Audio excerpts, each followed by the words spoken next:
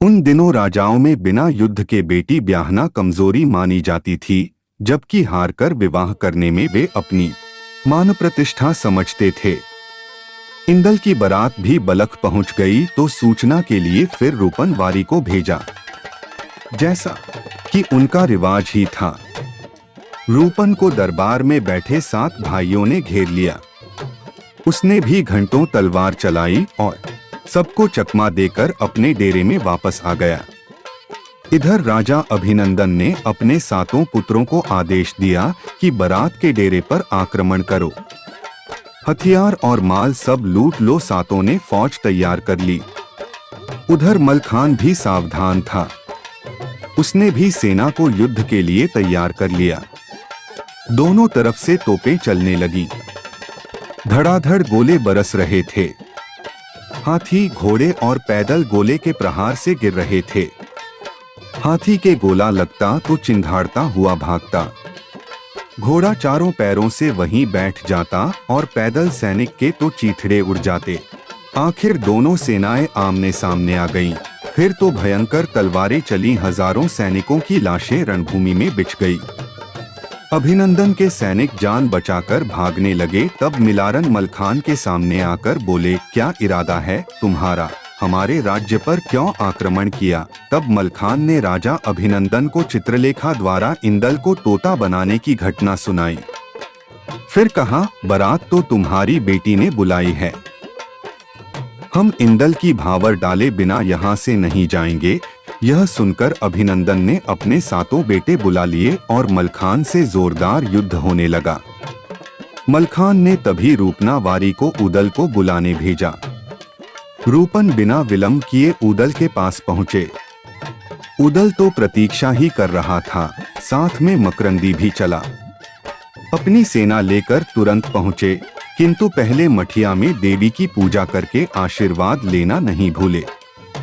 मकरंद, कांतामल और उदल ने रणक्षेत्र में पहुंचकर भारी मार मचाई।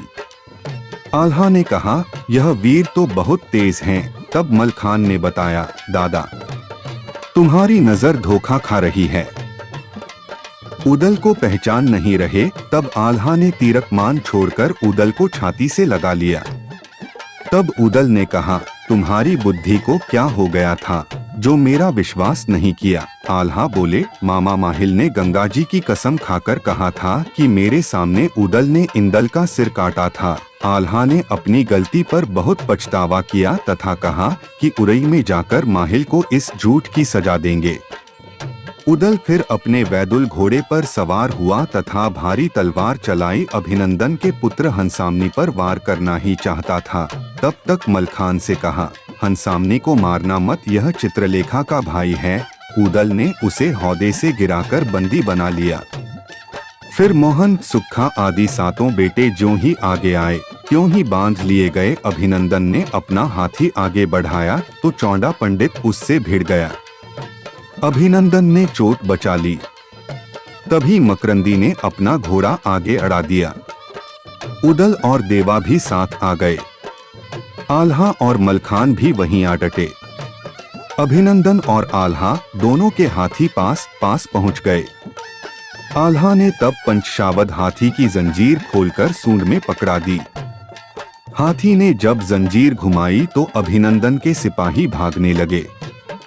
जो जंजीर की चपेट में आ जाता वह तो जीवित बच ही नहीं पाता था। हाथी ने हौदे को गिरा दिया और अभिनंदन को भी आल्हा ने बंदी बना लिया। 7 बेटे बांधे जा चुके थे।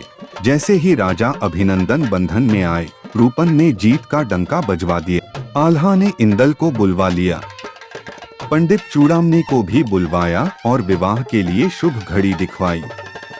पंडित चूड़ामणी ने पंचांग खोलकर बताया कि इस समय शुभ मुहूर्त चल रहा है, जल्दी भावर डलवा लेनी चाहिए। आल्हा ने चारों नेगी और सब परिवारीजनों को बुलवाया। राजमहल में भावर की तैयारी का समाचार भिजवा दिया। राजा अभिनंदन ने कहा, आप सब प्रकार से योग्य हैं, मेरी और 7 बेटों की कैद से रिहाई करवा दें तो हम ब्याह का कार्य खुशी से पूर्ण करेंगे। उदल ने सभी को छुड़वा दिया। पंडित ने मंडप छवाया और वेदी रचाई। विधि विधान से फेरे डलवाए गए।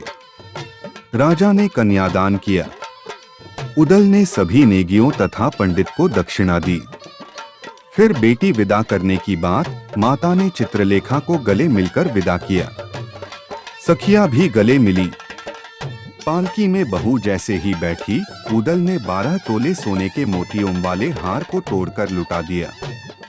बारात विदा होकर चल पड़ी। पहले जुन्नागढ़ रुके, फिर महोबे के लिए चले।